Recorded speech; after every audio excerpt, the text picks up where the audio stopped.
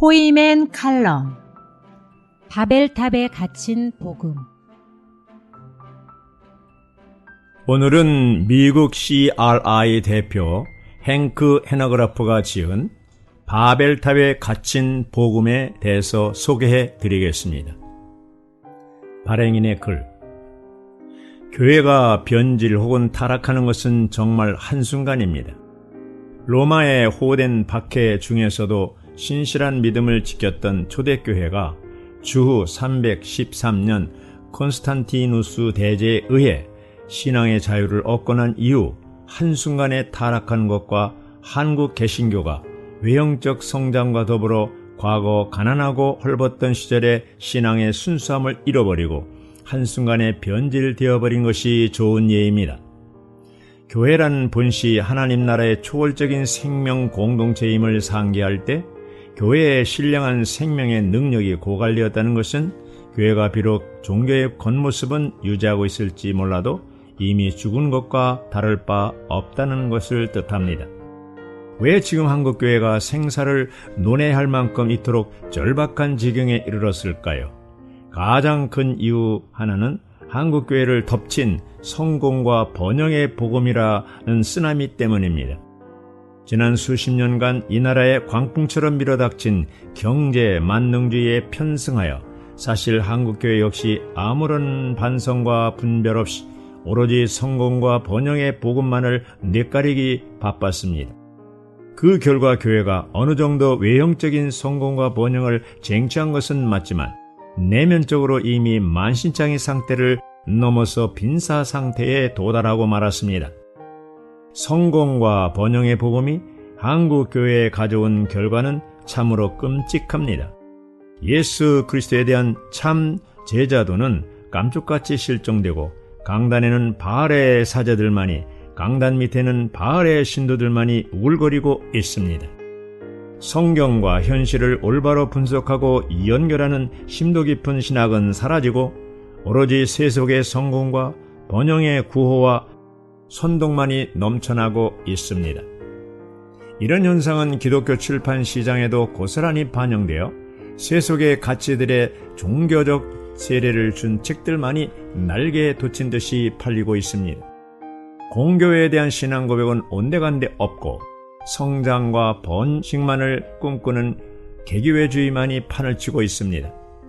교회는 점점 대형마트 혹은 문화센터화되었고 기독교는 갈수록 인기 스타 목사들의 종교가 되고 있습니다. 목사들의 세계에서조차 아니 기독교 세계 전체가 오로지 성공과 번영 곧 힘의 척도에 의해 줄 세워지고 판단받고 있습니다. 이제 성공한 것이 복음이고 성공한 것이 십자가이며 성공한 것이 기독교가 된 것입니다. 이런 상황에서 기적들의 종교가 되어버린 한국 개신교는 더 이상 이 땅에 고단하고 배고픈 사람들의 친구가 될 수 없습니다. 거룩하신 하나님의 백성이 아닌 탐욕스러운 바알의 신민이 되길 자처한 한국교회가 처한 어려움은 비단 교회 내부만의 문제로 국한되지 않습니다. 오늘 한국 사회가 개신교에 대해서 보여주는 지독한 반감들이 이를 웅변적으로 증명합니다. 현세의 성공과 안녕과 건강만을 갈구하는 무당의 종교가 되어버린 한국 개신교를 향해서 사람들은 차마 입에 담지 못할 욕지거리를 쏟아붓습니다. 심지어 어떤 사람들은 이제 교회가 세상의 소금과 빛이 아니라 세상이 교회의 소금과 빛이라고 비아냥거리는 지경에 이르렀습니다. 가장 큰 문제는 사태가 이 지경에 이르렀는데도 한국 개신교가 좀처럼 정신을 차릴 기미가 보이질 않는다는 것입니다. 참으로 애석하게도 아직도 많은 교회의 지도자들이 벽에 부딪힌 교회 성장의 원인을 세련된 리더십과 마케팅 능력의 부재 탓으로 돌리고 있는 것이 현실입니다. 정말 이래서는 한국교회의 미래가 있을 리 만무합니다. 그렇기 때문에 성공과 번영의 신학과 신앙을 극복하지 않고는 한국 개신교의 미래가 없다고 단언할 수 있습니다. 출세와 황금, 자아 성취와 자기 실현의 복음을 빙자해서 강단을 더럽히고 있는 어둠의 영들을 순수한 십자가 복음의 능력으로 물리치지 않고는 교회에 소망이 있을 수 없습니다. 그런 점에서 바벨탑에 갇힌 복음은 돈과 건강, 권력의 눈이 멀어 쇠약해질 대로 약해진 한국교회가 어디서부터 잘못되었는지를 따끔하게 진단하고 처방해주는 명의 역할을 할 것입니다.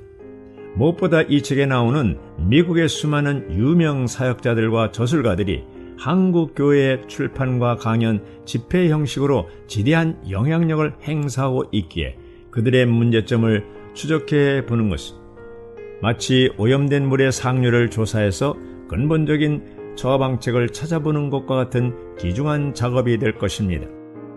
본서를 통해서 독자들은 한국에서 엘리야와 바울같이 존경을 받고 있는 미국의 수많은 유명 사역자들과 저술가들이 실제로는 얼마나 반성경적인 주장들을 거침없이 늘어놓고 있으며 얼마나 빈약한 신학적 기반 위에 서 있고 또 얼마나 많은 위선과 위증과 모순으로 점철되어 있는지를 알게 될 것입니다.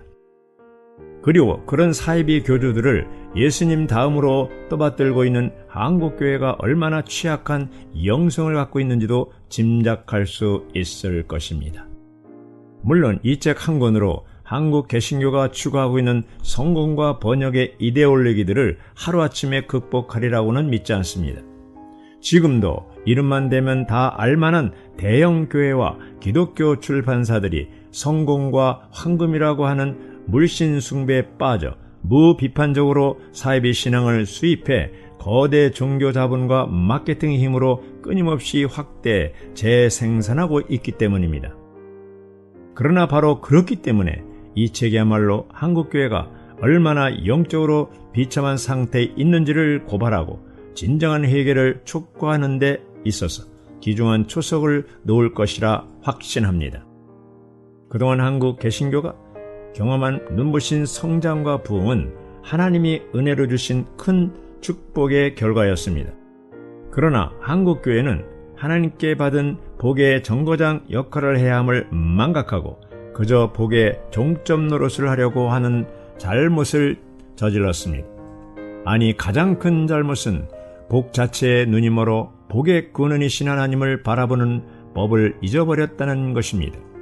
바라기는 이제라도 더 늦기 전에 한국교회가 성공과 번영의 신이 아닌 영광받기에 합당하신 하나님 그분만을 다시 붙들 수 있기를 바랍니다. 무엇보다 십자가에서 자신을 완전히 비우시고 나누어 주신 예수 그리스도의 모범을 따라 한국교회가 더욱 자신을 비우고 나누는 일에 힘을 낼 수 있기를 바랍니다. 더 이상 한국교회가 세상의 기준으로 성공한 것을 십자가와 기독교로 간주하지 않고 약하고 두려워하고 심히 떠는 가운데에서도 오직 십자가의 희생과 참음의 능력을 신뢰하고 붙드는 교회로 거듭나기를 원합니다. 그리하여 세상의 소금과 빛이 되는 교회, 본연의 사명을 회복할 수 있기를 바랍니다. 부디 이 책이 이러한 토론과 경성을 활발하게 불러일으키는 촉매자가 되기를 소망합니다.